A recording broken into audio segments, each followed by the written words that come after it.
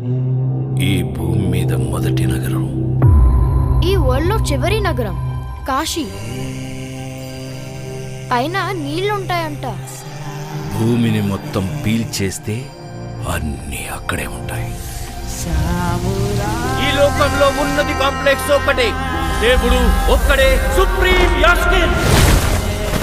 నీలాంటోడు ఎంత మందిని రక్షించొచ్చో తెలుసా? నేను రక్షించాల్సిందే ఒక్కడిని. 6000 సంవత్సరాల క్రితం కనిపించింది. ఇప్పుడు మళ్ళీ ఆ పవర్ వచ్చిందంటే ఇక వెలుగు వచ్చే సమయం అయింది.